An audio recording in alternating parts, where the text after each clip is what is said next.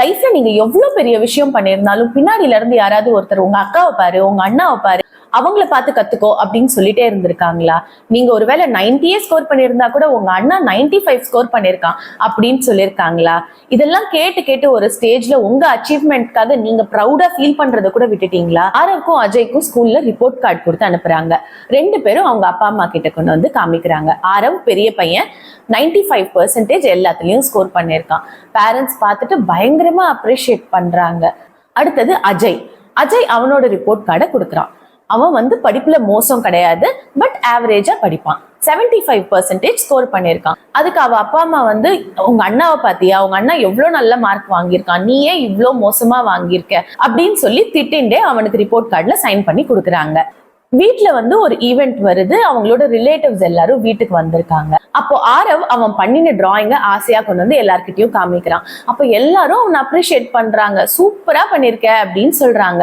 அண்ணா காமிச்சு எல்லாரும் அப்ரிஷியேட் பண்றதை பார்த்து இவனுக்கும் ஆசையா இருக்கு. அதனால அஜய் அவனோட டிராயிங்கையும் எடுத்துட்டு வந்து எல்லார்கிட்டயும் காட்டுறான். எல்லார்கிட்டயும் காட்டினோன்னா எல்லாரும் ஓகே நல்லா இருக்கு அப்படின்னு சொல்லிட்டு, பட் நல்லா படி, அண்ணாவை பார்த்து கத்துக்கோ அப்படின்னு சொல்லி அனுப்பிடுறாங்க. அவனுக்கு ரொம்ப ஹர்ட் ஆயிடுது. என்னடா அண்ணாவை எல்லாரும் சூப்பரா அப்ரிஷியேட் பண்ணாங்களே, பட் நம்ம கிட்ட இப்படி சொல்லிட்டாங்களே அப்படின்னு சொல்லிட்டு ஃபீல் பண்ணிட்டே உள்ள போயிட்டான். அஜய் வந்து அம்மா கிட்ட டூர் விஷயமா பேசுறதுக்காக அவங்க ரூமுக்கு வரான். ரூமுக்கு வந்துட்டே இருக்கும்போது அப்பாவும் அம்மாவும் பேசிட்டு இருக்கிறது அவன் காதுல விழுறது. முதல் பையன் ஆரவை பத்தி நமக்கு கவலை இல்லை, அவன் கண்டிப்பா லைஃப்ல செட்டில் ஆயிடுவான் அப்படின்னு எனக்கு நம்பிக்கை இருக்கு. ஆனா அஜய் மேலதான் கொஞ்சம் டவுட்டா இருக்கு. அவன் லைஃப்ல என்ன பண்ண போறான் அப்படிங்கிறது நமக்கு இன்னுமே புரியல அப்படின்னு பேசுறாங்க. இதை அவன் கேட்டதுக்கு அப்புறம் அழல, பெருசா எதுவும் ரியாக்ட் பண்ணல. அவன் பாட்டுக்கு ரூமுக்கு வந்துடுறான்.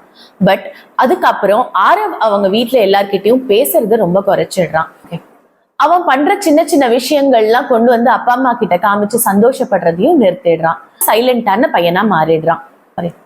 இங்க ஆரவோட இமோஷன் என்னவா இருக்கும் அப்படிங்கறத கமெண்ட் பண்ணுங்க. இதே மாதிரி இன்சிடென்ட் உங்க லைஃப்லயும் நடந்திருக்கா அப்படிங்கறதையும் சொல்லுங்க.